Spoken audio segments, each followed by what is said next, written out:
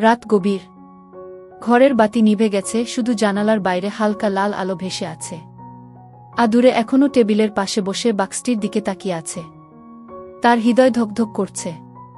আবেশ ধীরে ধীরে কক্ষে ঢুকে বলল, আদুরে, এখনই সময় এসেছে।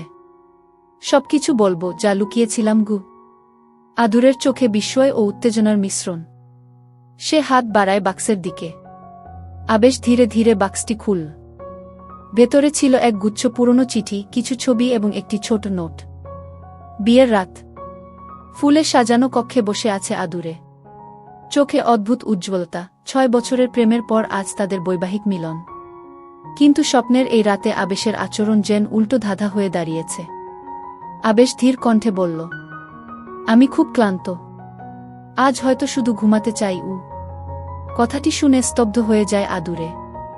এতদিন ধরে যাকে নিয়ে অগণিত কল্পনা করেছে, সেই রাতেই এমন কথা। মনে হাজার প্রশ্ন। আবেশ কি বদলে গেছে? আমার মধ্যে কি কোনো খুঁত দেখেছে? নাকি কোনো অজানা কারণ আছে যা সে বলতে পারছে না? রাগ আর অভিমানে সাজসজ্জা খুলতে খুলতে কান্নায় ভেঙে পড়ে সে। ঠিক তখনই পেছন থেকে ধীর স্বরে শোনে, আদু, এত কাঁদছ কেন? আবেশ তার পাশে বসে মৃদু হাসল। শুধু ক্লান্ত বলেছি বলে এত অভিমান? আমি ভেবেছিলাম তুমি বুঝবে। এসো, আমার কাছে আসো। আজকের রাতটা অন্যরকম হবে গি। আদুরে বিস্মিত হলেও কিছুটা শান্ত হয়। কিন্তু তার মনে এখনো প্রশ্ন, কেন আবেশ এমন করল? পরের ভোরে জানালার পাশে দাঁড়িয়ে সূর্যের আলোয় ভিজছে আদুরে। আবেশ নিঃশব্দে এসে তাকে জড়িয়ে ধরল। শুভ সকাল, আদুরে কি? এই আচমকা স্পর্শে লজ্জায় কেঁপে ওঠে সে।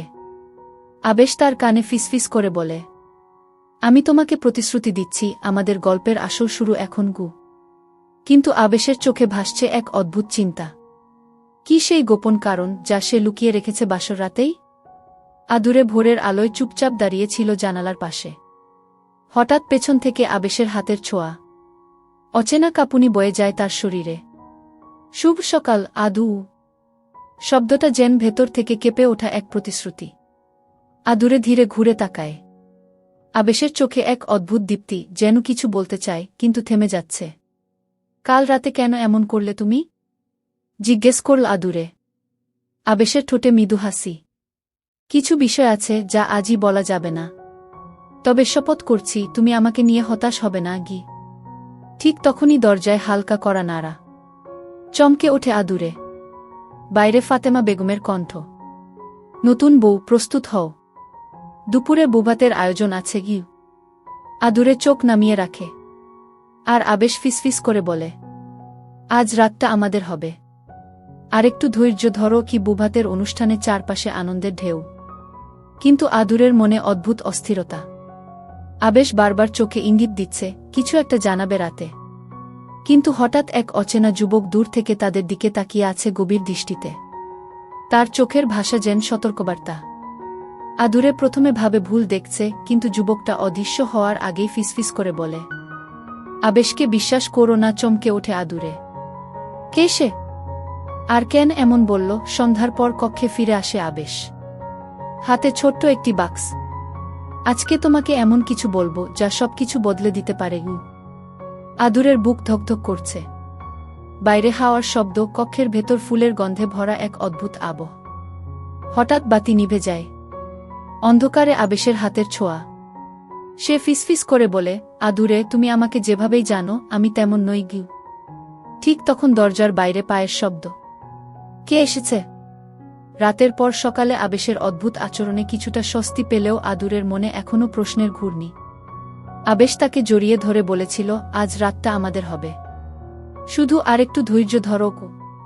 কিন্তু আদুরের অস্থিরতা কমছে না। সারাদিন বুভাতের অনুষ্ঠান নিয়ে ব্যস্ততা চললেও তার মনে কেবল একটাই প্রশ্ন, আবেশ কি লুকোচ্ছে? দুপুরের অনুষ্ঠান জমে উঠেছিল। আত্মীয় স্বজনরা একের পর এক উপহার দিচ্ছে, প্রশংসা করছে নতুন বউয়ের সৌন্দর্য। কিন্তু অতিথিদের ভিড়ের মাঝেই আদুরের চোখ পড়ে এক অচেনা যুবকের দিকে। সে ভিড়ের বাইরে দাঁড়িয়ে শুধু তাকিয়ে আছে তাদের দিকে। তার দৃষ্টিতে ছিল এক অদ্ভুত সতর্কবার্তা। যুবকটি চলে যাওয়ার আগে কেবল একটাই কথা ফিসফিস করে গেল, যা শুধু আদুরের কানে পৌঁছাল, আবেশকে বিশ্বাস করো না গি। আদুরের বুক ধক করে উঠল। কে এই যুবক? কেন বলল এমন কথা? সে কি আবেশের কোনো বন্ধু, শত্রু, নাকি পুরনো পরিচিত? আয়োজন শেষ। অতিথিরা চলে গেছে। ঘর ফাঁকা, চারপাশে নীরবতা। কিন্তু আদুরের ভেতরে ঝড় বয়ে যাচ্ছে। আবেশের দিকে তাকাতে গিয়েও বারবার সেই অচেনা যুবকের কথা মনে পড়ে। আবেশ হঠাৎ কক্ষে প্রবেশ করল। তার হাতে ছোট্ট একটি কাঠের বাক্স। এটা তোমার জন্য এনেছি, কিন্তু খোলার আগে আমার কিছু বলা দরকার। এ দূরে বাক্সের দিকে তাকালেও হাত বাড়াল না, বরং জিজ্ঞেস করল, তুমি কি কিছু লুকাচ্ছ? আবেশ মৃদু হাসল। লুকানো নয়, সময় হলে বলবো। কথাটা বলেই সে জানালার পর্দা টেনে দিল। ঘর জুড়ে ফুলের গন্ধে এক ধরনের রহস্যময় আবহ।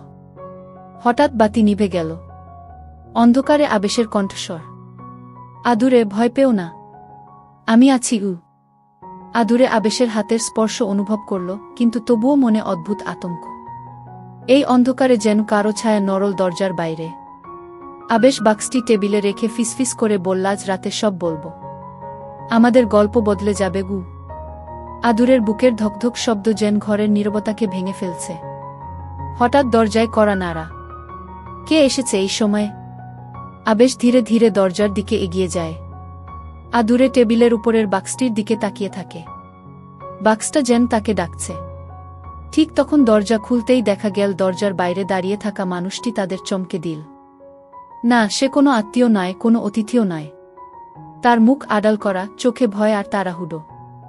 আবেশ এক মুহূর্ত দ্বিধা করল, তারপর ধীর স্বরে বলল, তুমি এখানে কেন? লোকটি ফিসফিস করে বলল, আমাদের কথা বলতেই হবে, এখনই, না হলে দেরি হয়ে যাবে। আদুরে বিস্ময়ে তাকিয়ে আছে। লোকটির মুখের অর্ধেক দেখা যায়, কিন্তু গলার স্বরেই বুঝে যায় এটাই সেই অচেনা যুবক যে দুপুরে সতর্ক করেছিল। আবেশ লোকটিকে বাইরে নিয়ে যায়। আদুরের মন কৌতূহল আর আতঙ্কে ভরে ওঠে। হঠাৎ তার চোখ পড়ে টেবিলের উপর রাখা বাক্সটির দিকে। আদুরে ধীরে ধীরে বাক্সটি হাতে নিল। কাঠের তৈরি ছোট্ট বাক্স, ঢাকনায় নকশা করা অদ্ভুত প্রতীক। সে ধীরে ধীরে খুলতেই ভেতরে এক গুচ্ছ পুরনো চিঠি ও একটি ছবি। ছবিতে দেখা যায় আবেশ আর তার পাশে দাঁড়ানো এক মেয়ের হাসিমাখা মুখ। কিন্তু মেয়েটি আদুরে নয়। ছবির নিচে লেখা, তুমি ফিরে এলে আমি অপেক্ষা করব, লামিয়া। আদুরের বুক কেঁপে ওঠে। কে এই লামিয়া? আবেশের অতীত কি আমি জানতাম না? ঠিক তখনই দরজা খুলে যায়। আবেশ ফিরে এসেছে, চোখে চাপা দুশ্চিন্তা। আদুরে দ্রুত বাক্সটি বন্ধ করে রাখে, কিছু বোঝার সুযোগ না দিয়ে। রাত গভীর হলে আবেশ ধীরে বলল, আদুরে, কাল সকালেই আমাদের শহরে ফিরে যেতে হবে। এখানে থাকা নিরাপদ নয়। আদুরে বিস্ময়ে জিজ্ঞেস করল, কেন? কি হচ্ছে? আবেশ উত্তর দেওয়ার আগেই বাইরে থেকে ভেসে আসে গাড়ির শব্দ, তারপর গেটের কাছে তীব্র কোলাহল। কেউ একজন চিৎকার করছে, আবেশকে বের করো, তাকে আমাদের দরকার। আদুরে জানালার পর্দা সরিয়ে দেখে অচেনা যুবক আবার এসেছে, এবার আরও কয়েকজনকে নিয়ে। তাদের হাতে কাগজপত্র, যেন কোনো প্রমাণ। আবেশ আদুরের হাত ধরে বলল, যা দেখছ সবটাই ভুল বোঝাবুঝি, কিন্তু বিশ্বাস করো আমি সব ব্যাখ্যা করব। শুধু আমার সঙ্গে বেরিয়ে চলো। আদুরের চোখে ভয় আর কৌতূহল একসাথে। সে জানে আগামী সকাল তাদের জীবনের গতিপথ বদলে দেবে। রাত গভীর। ঘরের বাতি নিভে গেছে, কিন্তু জানালার বাইরে লাল আভায় ভরা আকাশ এখনো আলো ছড়াচ্ছে। আদুরে বসে আছে টেবিলের পাশে, চোখে অস্থিরতা আর মনে হাজার প্রশ্ন। টেবিলের উপর রাখা সেই কাঠের বাক্সটি এখনও তার দৃষ্টি আকর্ষণ করছে। ছোট্ট বাক্স, যা শুধু দেখতে সাধারণ, কিন্তু ভিতরে লুকিয়ে আছে আবেশের অতীতের এক বড় রহস্য। দরজার বাইরে পায়ের শব্দ। আদুরে হঠাৎ মাথা তুলল।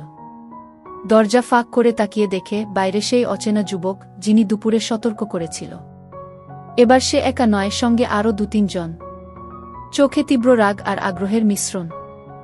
আদুরের হৃদয় তীব্রভাবে ধকধক করতে লাগল। সে বুঝতে পারল কিছু বড় বিপদ তাদের অপেক্ষায়। হঠাৎ আবেশ ঘরের দরজা খুলে প্রবেশ করল। চোখে অদ্ভুত চাপা দুশ্চিন্তা। আদুরের দিকে তাকিয়ে ধীর স্বরে বলল, আদুরে, আজ রাতের সবকিছু তোমাকে বুঝিয়ে দেব। তবে এখন আমাদের দ্রুত সিদ্ধান্ত নিতে হবে। আদুরের চোখে কৌতূহল ও ভয় একসাথে। সে জিজ্ঞেস করল, কেন? কি হচ্ছে? আবেশ বাক্য শেষ করার আগেই বাইরে থেকে কোলাহল। কেউ চিৎকার করছে, আবেশকে বের করো, তাকে আমাদের দরকার। আদুরে জানালার কাছে গিয়ে তাকায়। অচেনা যুবক এবং তার অনুসারীরা এখন আরও কাছে। তারা যেন কিছু প্রমাণ হাতে এনেছে। আবেশ দ্রুত আদুরের হাত ধরল। বিশ্বাস করো, সবকিছু ব্যাখ্যা করব। তবে এখন আমার সঙ্গে বের হও। এই মুহূর্তে আমাদের নিরাপত্তা শুধু একে অপরের মধ্যে গু। আদুরের দ্বিধাগ্রস্ত, তার ভয় ও কৌতূহল একসাথে। কিন্তু সে জানে আবেশের চোখের সেই দৃঢ়তা, তার গলার শান্ত স্বর, সবই বলছে এটি শুধুমাত্র তাদের সম্পর্কের নতুন অধ্যায়ের শুরু। আবেশ বাক্সটি হাতে নিল। এই বাক্সে আছে সব প্রমাণ। তবে এখন দেখানোর সময় নয়। আমাদের নিরাপদ জায়গায় যাওয়ার পরেই সব সত্য বলব। অদ্ভুতভাবে ঘরটা নীরব। বাতি নিভে গেছে, জানালার লাল আভা কমে এসেছে। আকাশে মেঘের ছায়া ভেসে যাচ্ছে, যেন সময়ও থেমে গেছে। আদুরের মনে একটাই কথা, এই রাত তাদের জীবনকে পুরোপুরি বদলে দিতে যাচ্ছে। রাত গভীর। ঘরের বাতি নিভে গেছে, শুধু জানালার বাইরে হালকা লাল আলো ভেসে আছে। আদুরে এখনও টেবিলের পাশে বসে বাক্সটির দিকে তাকিয়ে আছে। তার হৃদয় ধকধক করছে। আবেশ ধীরে ধীরে কক্ষে ঢুকে বলল, আদুরে, এখনই সময় এসেছে। সবকিছু বলবো যা লুকিয়েছিলাম গু। আদুরের চোখে বিস্ময় ও উত্তেজনার মিশ্রণ। সে হাত বাড়ায় বাক্সের দিকে। আবেশ ধীরে ধীরে বাক্সটি খুলল। ভেতরে ছিল এক গুচ্ছ পুরনো চিঠি, কিছু ছবি এবং একটি ছোট নোট। আদুরে ছবি দেখে হকচকিয়ে যায়। ছবিতে দেখা যাচ্ছে আবেশ আর একটি মেয়ের সঙ্গে হাসি মুখে দাঁড়ানো। মেয়ের চোখে এক অদ্ভুত আতঙ্ক। নোটে লেখা, যদি তুমি সত্যিই ভালোবাসো তাহলে সবকিছু বলো। লামিয়া গ। আদুরের বুক কেঁপে ওঠে। কে এই লামিয়া? আবেশের অতীতে কি ঘটে গেছে যা আমি জানি না? আবেশ বোঝাতে চাইলেও হঠাৎ দরজার বাইরে কোলাহল। সেই অচেনা যুবক আবার এসেছে, এবার আরও কয়েকজনের সঙ্গে। তারা যেন কোনো প্রমাণ বা বার্তা এনেছে। আবেশ দ্রুত আদুরের হাত ধরে বলল, আদুরে, শান্ত হও। আমি সব ব্যাখ্যা করব। তবে এখন আমাদের নিরাপদ জায়গা চলে যেতে হবে। বাইরে আমাদের জন্য ঝুঁকি আছে কি? আদুরের দ্বিধায় ভরা হলেও আবেশের দৃঢ়তা, তার চোখের আস্থা এবং কণ্ঠের শান্ত স্বর তাকে প্রলুব্ধ করল। তারা জানালার পাশ দিয়ে বাইরে বেরিয়ে আসল। সেখানে রাতের অন্ধকারে অচেনা যুবক এবং তার অনুসারীরা দাঁড়িয়ে আছে। কিন্তু আবেশ জানে কিভাবে পরিস্থিতি সামলাতে হবে। সে ধীরে ধীরে আদুরেকে বলে, এরা আমাদের জন্য আসেনি ক্ষতি করতে। তবে এদের সাথে আমার অতীত জড়িত, যা তোমাকে এখনো বোঝানো হয়নি। আমাদের কাছে এখন সময় নেই, পরে সব খুলে বলবো। আদুরের হৃদয় দ্রুত ধকধক করছে। সে জানে আজ রাতের ঘটনা তাদের জীবনের গতিপথ পুরোপুরি বদলে দেবে।